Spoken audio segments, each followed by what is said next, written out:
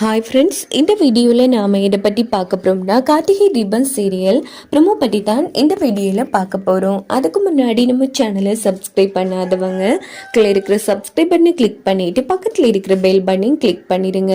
இங்கே பார்த்தோம்னா ரம்யா என்ன முடிவெடுக்கிறாங்கன்னா, நம்ம கார்த்தியை சேர்றதுக்கு தடையாக இருக்கிறது அந்த தீபா தான். தீபாவே இல்லாமல் பண்ணிட்டான் அப்படின்னுட்டு நேராக ஃபேக்ட்ரிக்கு வந்ததும் ஒரு ரவுடிக்கு ஃபோன் போட்டு நான் ஒரு ஃபோட்டோ அனுப்பி வைக்கேன், அவள் இப்போ சந்தைக்கு தான் போயிட்டுருக்கான், அவள் கதையை முடிச்சிடு அப்படின்னதும் அந்த ரவுடியை சரின்னு சொல்லிட்டு தீபாவே ஆள் நடமாட்டம் இல்லாத டைமா பார்த்து ஃபாலோ பண்ணிட்டு வராங்க.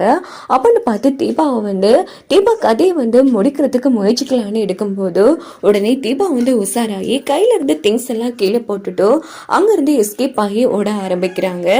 இங்க பார்த்தோம்னா பின்னாடி அந்த ரவுடியும் துரத்திட்டு போறாங்க. கொஞ்ச தூரம் போனதும் எதிர்பாராத டைமா பார்த்து முன்னுக்கு கார்ல மோதிடுறாங்க தீபா. சோ கீழே அடிபட்டு விழுந்துடுறாங்க.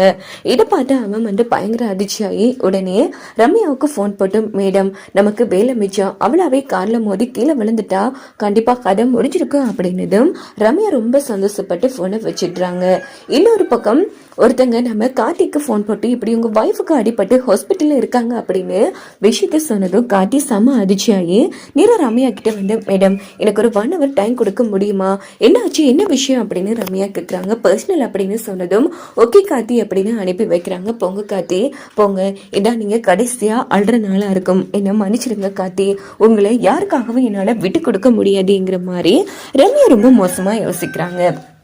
எங்கே பார்த்தோன்னா கார்த்தி நேராக ஹாஸ்பிட்டலுக்கு தீபா பார்க்கலான்னு ஓடி வராங்க. அப்போ தீபாவுக்கு ட்ரீட்மெண்ட் நடந்துட்டுருக்கு, இதில் எப்படி ஆயிருக்குங்கிற மாதிரி கார்த்தி ஒரு பக்கம் யோசிக்கிறாங்க. அப்பன்னு பார்த்து டாக்டர்கிட்ட டாக்டர் இப்போ எப்படி இருக்குது, பரவாயில்ல கார்த்தி, கொஞ்சம் பரவாயில்ல, தலையில் கொஞ்சம் பலமாக அடிப்பட்டதால தான் அவங்க மயங்கி விழுந்திருக்காங்க, மற்றபடி ஒன்றும் இல்லை, மயக்கத்தில் இருக்காங்க, கொஞ்சம் லேட் ஆகி பாருங்க அப்படின்னதும் கார்த்தி லேட் ஆகி நம்ம தீபாவை பார்க்குறாங்க. என்னங்க எப்படி ஆச்சு இதெல்லாம் அப்படின்னு கேட்டதும் உடனே நடந்த அத்தனை விஷயத்தையுமே தீபா சொல்றாங்க.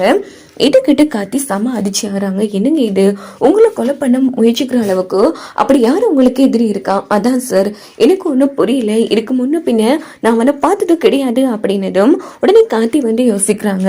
ஒருவேளை ரியா வேலையா இருக்குமாச்சு, அப்படிலாம் பண்ணக்கூடிய ஆள் இல்லை சார், அவ அப்படி பண்ணாலும் இப்படி முட்டாள்தனமா பண்ண மாட்டா, எது எடுக்க முடாக்காதான் பண்ணுவா, எனக்கு என்னமோ இந்த எதிரி நம்மளை மறைச்சிருந்து தாக்குறாங்களோன்னு பயமா இருக்கு அப்படின்னு தீபா சொன்னது. சரிங்க, நீங்க ஃபர்ஸ்ட் நல்லபடியா ரெஸ்ட் எடுங்க அப்படின்னு சொல்லி சாப்பாடுலாம் ஊட்டி நல்லபடியா தீபாவை பார்த்துக்கிறாங்க. உங்கள் ஃபேக்ட்ரியில் லீவெல்லாம் போடக்கூடாதுன்னு சொல்லியிருக்கல, நீங்கள் போங்க சார் நான் பார்த்துக்கிறேன் அப்படின்னது. என்ன பேசிட்டு இருக்கீங்க, என் பொண்டாட்டிக்கு ஒன்றுனா நான் தனியாக பார்த்துக்கணும் அப்படின்னு சொல்லி சாப்பாடெல்லாம் ஊட்டி விட்டுறாங்க. அதுக்கப்புறமா நம்ம தீபா வீட்டில் விஷயம் தெரிஞ்சு எல்லாரும் ஃபீல் பண்ணுவாங்களே சார், நான் விஷயத்த சொல்லிட்டு தீபா, ஏன்னா அம்மா அவங்க ஃபோனுக்கு ஃபோன் பண்ணிகிட்டே இருந்தாங்க, ஸோ டாக்டர் தான் ஃபோனை கொடுத்தாங்க, வீட்டில் இன்ஃபார்ம் பண்ணிட்டேன் அப்படின்னதும் அபிராமி எல்லாருமே ஓடி வராங்க. என்ன ஆச்சுப்பா கார்த்தி அப்படின்னு கேட்டதும் நடந்த எல்லா விஷயத்தையும் கார்த்தி சொல்றாங்க. என்னப்பா தீபாவோட நல்ல மனசுக்கு அப்படி யாரு இப்படியெல்லாம் பண்ணிருப்பா, அதாம்மா தெரியல, சரி நான் இதுக்கு சரவணிக்கிட்ட சொல்றேம்மா, நீங்க தீபாவை பத்திரமா வீட்டுக்கு கூட்டிட்டு போங்க அப்படின்னு சொல்லிட்டு கார்த்தி நேரா ஃபேக்டரிக்கு போறாங்க. அப்படின்னு பார்த்து ரம்யா, கார்த்தி நான் கேட்குறேன்னு தப்பா நினைக்க வேணாம், என்ன ஆச்சு, எது பிரச்சனையா, எது ஹெல்ப் பண்ணணுமா அப்படின்னு கேட்டதும் உடனே கார்த்தி யோசிக்கிறாங்க. ஐயோ இப்போதைக்கு நம்ம கல்யாணமான விஷயம் தெரிஞ்சா மேடம் அதை சாக்கா வச்சு நம்மள வேலையை விட்டு தூக்குனா என்ன பண்றது அப்படின்னு யோசிக்கும் போது கார்த்தி, என்னாச்சு, அதான் சொன்னனே மேடம், வெளியில சொல்ல முடியாத பர்சனல், அவ்வளவுதான்ங்கிற மாதிரி சொல்லிட்டு கார்த்தி வேலையை பார்க்க ஆரம்பிக்கிறாங்க. எனக்கு புரியுது கார்த்தி, எங்க நீங்க கல்யாணமானவர்னு சொன்னா நான் உங்களை விட்டு விலகி போயிடுவேன்னு பயத்துல தானே நீங்க எப்படி சொல்லிட்டு இருக்கீங்க, கவலைப்படாதீங்க, இனி நமக்கு இடைஞ்சலா அந்த தீபா இருக்க மாட்டா, ஆனா அவளுக்கு இப்போ என்ன ஆச்சுன்னு தெரியலையே அப்படின்னு சொல்லிட்டு ரம்யா என்ன பண்றாங்கன்னா தீபா போனுக்கு போன் அடிச்சதும் உடனே அபிராமி போன் எடுக்கிறாங்க. சொல்லுமா ரம்யா, ஆண்டி என்னாச்சு, தீபாவுக்கு பிரச்சனைன்னு கேள்விப்பட்டேன், ஒன்றும் இல்லைம்மா, லேசா தலையில் அடிபட்டிருக்கு, மற்றபடி ஒன்றும் இல்லை அப்படின்னதும் ரம்யா செம்மையா டென்ஷன் ஆகுவாங்க.